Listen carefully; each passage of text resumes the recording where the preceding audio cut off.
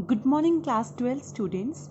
So this is your subject physics, chapter number 10, that is wave optics, and lecture number 3.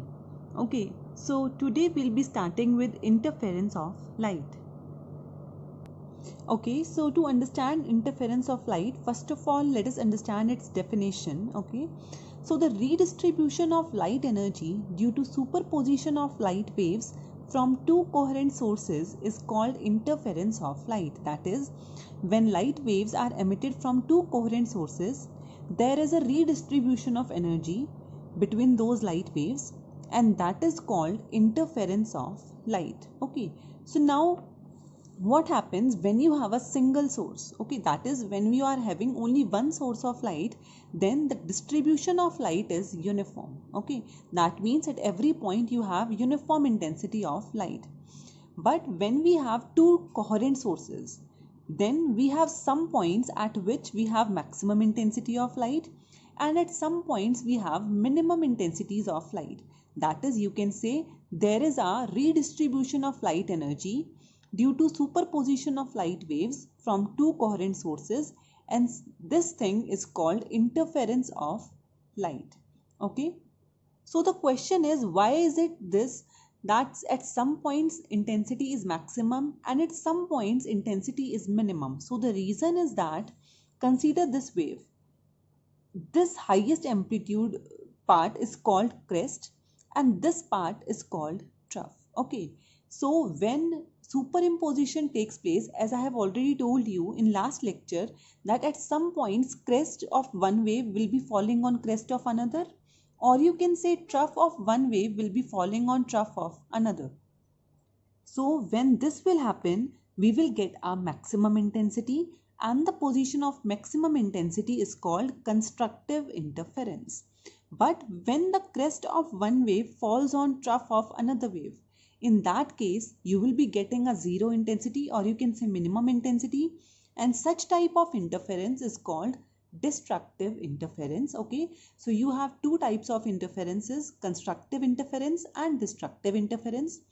At constructive interference, the resultant intensity of light becomes maximum, and at destructive interference, the resultant intensity of light will become minimum or zero. Okay, so now there was an experiment which is called Young's double slit experiment, in which it is clearly shown that we will be obtaining some maximum intensity points and some minimum intensity points when there will be, the light waves will be superimposing from two coherent sources. So let us start with that experiment, which is called Young's double slit experiment. Okay, so in Young's double slit experiment, as it is cleared by name only, that he had two slits, that is the slits from which we will be obtaining two coherent sources. And as you know, two coherent sources are obtained from a single source only. So first of all, we have a single source of light which is denoted by S. Okay, now because this is a source of light, it will be emitting some light waves. So I have denoted this red line with the as crest and this blue line as trough. Okay, so your red lines are crest and your blue lines are troughs of particular emitted light waves. So now at some point we have taken two fine slits, let us name them A and B.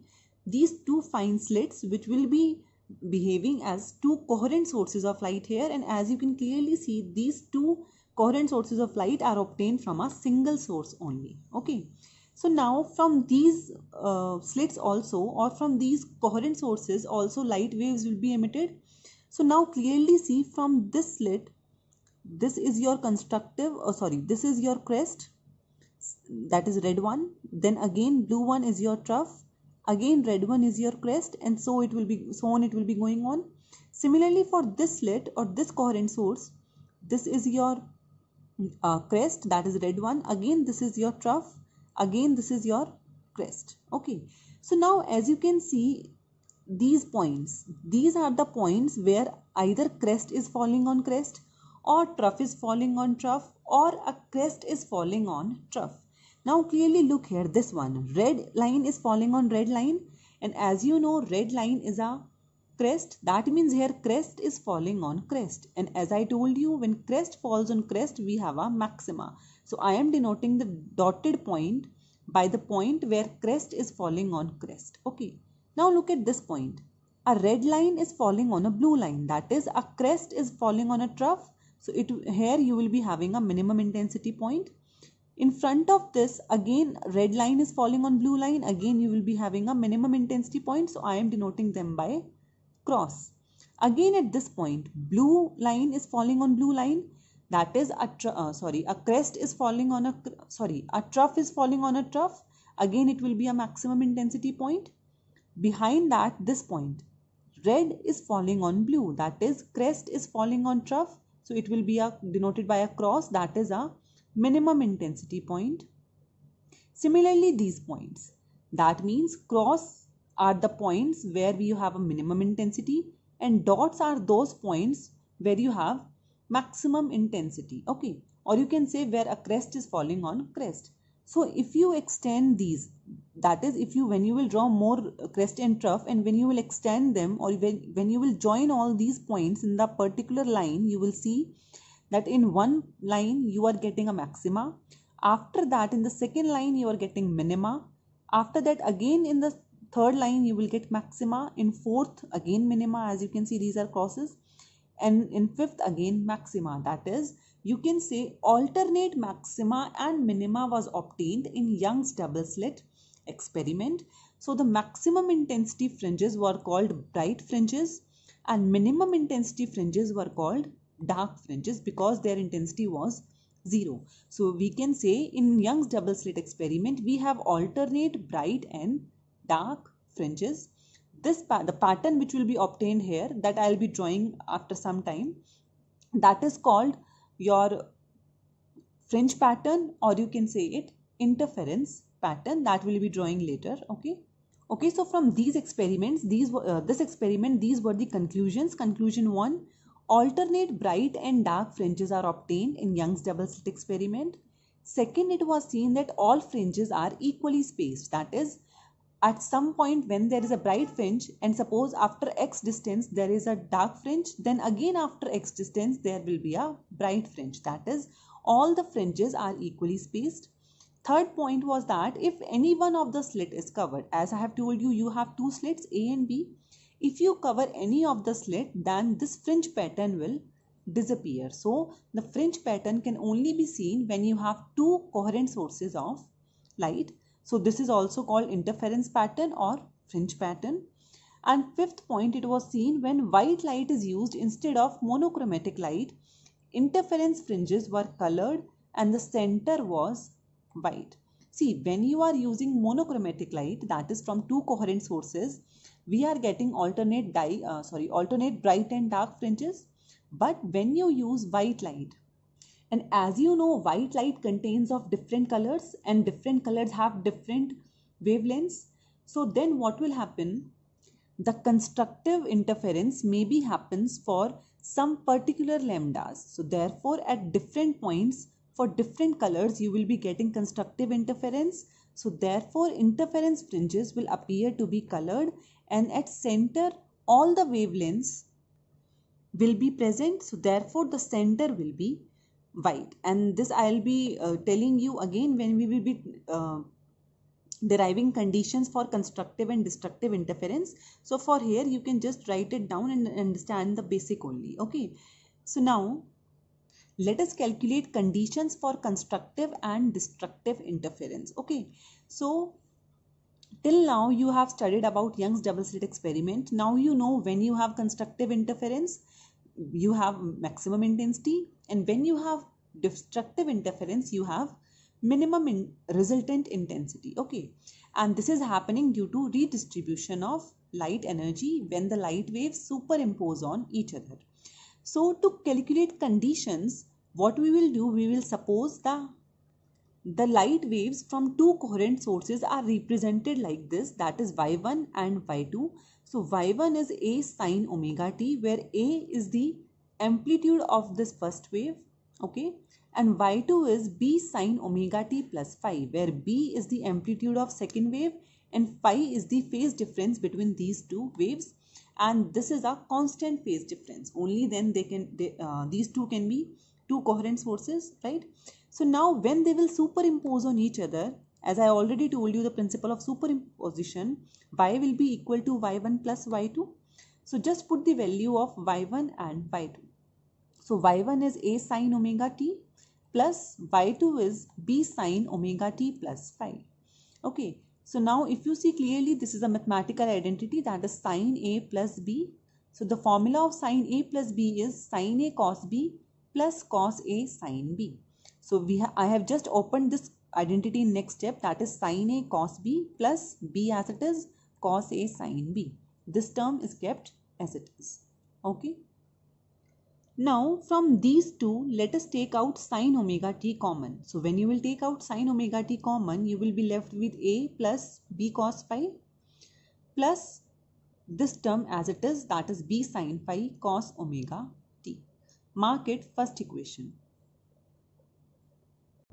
Now what you do, take this term, that is a plus b cos phi, and put it equal to r cos theta, where r will be the amplitude of your resultant wave.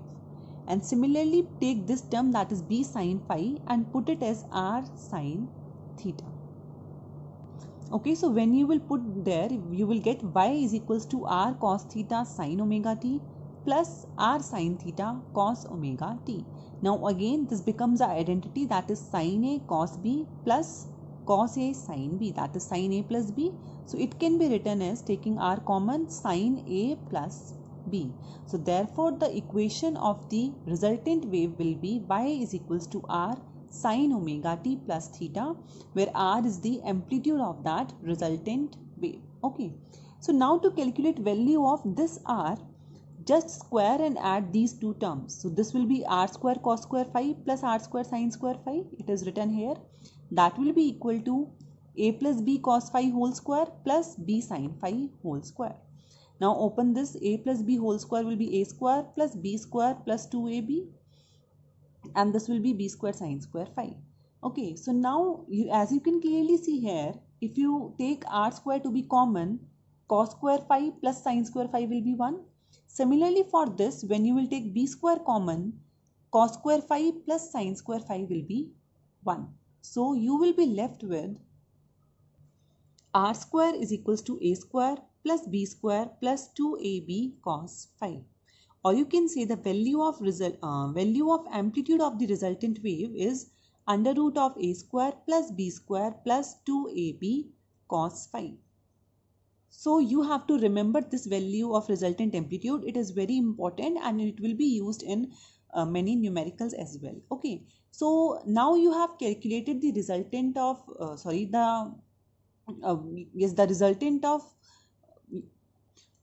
amplitude of resultant wave. So now intensity, if you want to calculate intensity from here, intensity is defined as square of amplitude. Now if you want to, or you can say intensity is directly proportional to square of amplitude. Now if you want to remove this proportionality sign, so let us use a proportionality constant, let's say k. So intensity will be equal to k into amplitude whole square. So let us write down the intensity for all the three waves, that is your initial two waves, that is A and B, and the final wave. Okay, so IA will be Ka square because A was the amplitude of first wave. Similarly for second wave, intensity IB will be Kb square, and for your resultant wave IR will be Kr square. Now consider this term, your third equation. Multiply this equation by K.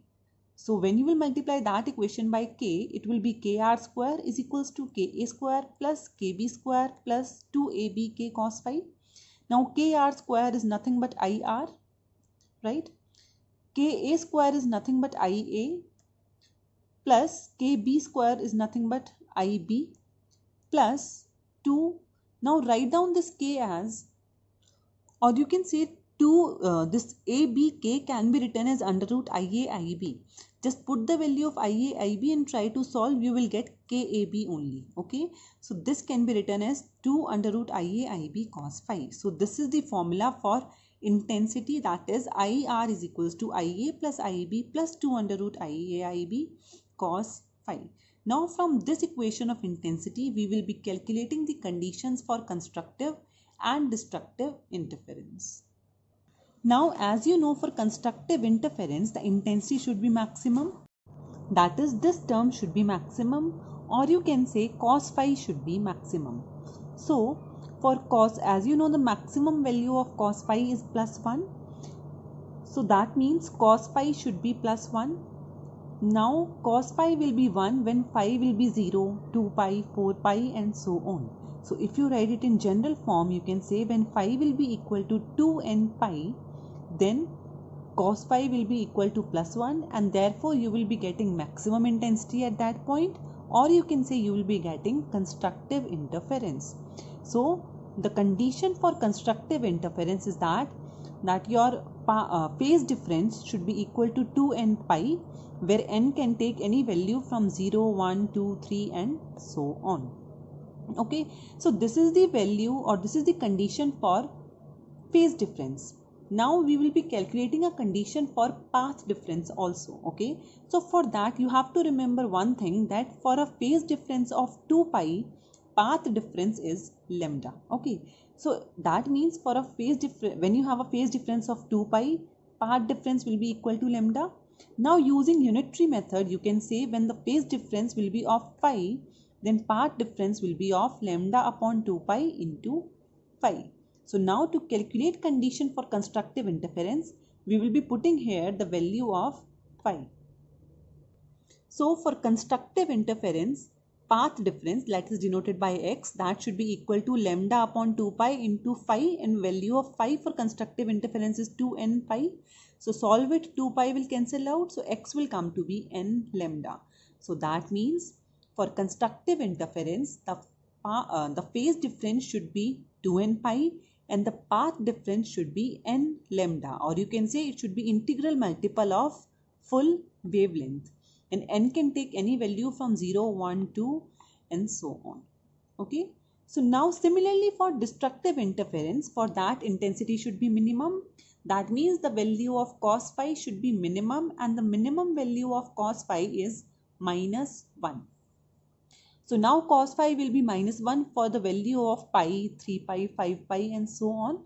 So now again when you will write it in general form, you will get 2n minus 1 into pi. So this is the condition on your phase difference for destructive interference. But remember here one thing, here n will take values from 1, 2, 3 and n should be 1, 2, 3 and so on, because if you put a 0 here, that will become minus pi and that will be of no use. So remember, in destructive interference, n can take values from 1, 2, 3 and so on. Similarly, now to calculate path difference, we will be using the same thing that we did for constructive interference. So the formula is lambda upon 2 pi into phi. So phi is 2n minus 1 into pi. So it will be lambda by 2 into 2n minus 1. Again n can take values from this 1, 2, 3 and so on. So you can say for destructive interference, path difference is the odd integral multiple of half wavelength. Okay.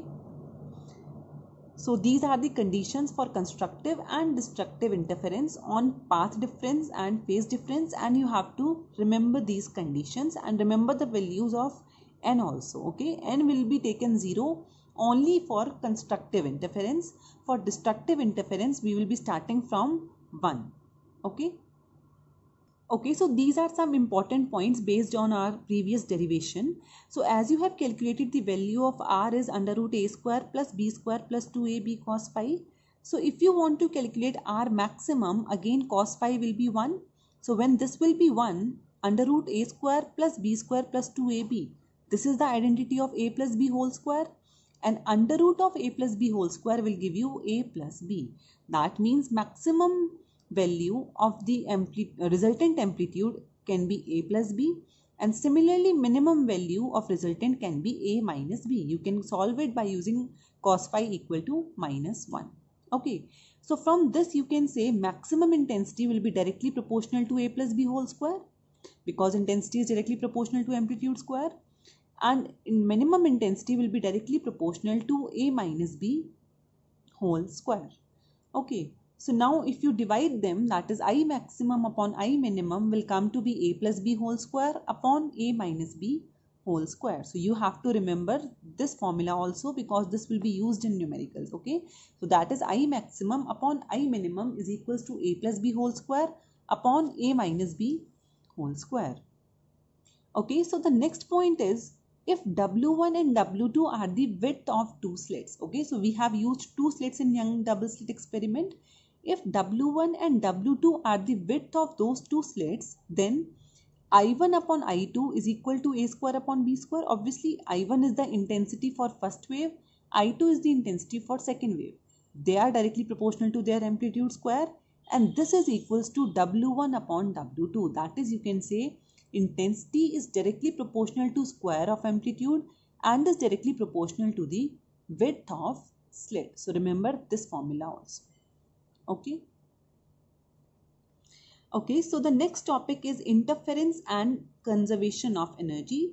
In this, we will be proving that in interference, energy remains conserved, only redistribution of energy is there. Okay, so if interference is taking place, or you can say if you are obtaining interference pattern, then if you calculate average intensity, that will be equal to maximum intensity plus minimum intensity upon 2.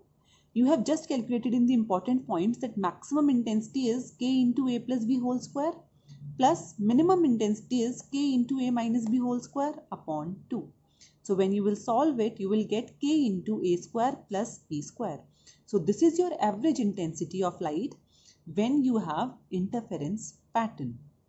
Now suppose if there is no interference of light, that is if we don't have two coherent sources, then we won't be having interference. So in that case, average intensity will be just equal to I1 plus I2, that is intensity of light from both the sources. So I1 is Ka square and I2 is Kb square. So if you solve it, it will be K into A square plus B square. So from here you can see average intensity of light remains same, either you have interference or you do not have interference. So that means in interference, energy is just being transferred from destructive regions to constructive regions. That is, only redistribution of energy is taking place. There is no loss of energy. So that means energy remains conserved. It is neither created nor destroyed. Just transfer is taking place from destructive region to constructive region. Okay. Okay students, so after going through today's lecture, you can do question number 5, 9 and 12 from your NCERT book. So in total now you have these 3 and first 3 questions of first lecture. So I'll be discussing all the 6 questions in your next lecture. Okay. So till then, do your homework, these 3 questions. Okay. Thank you.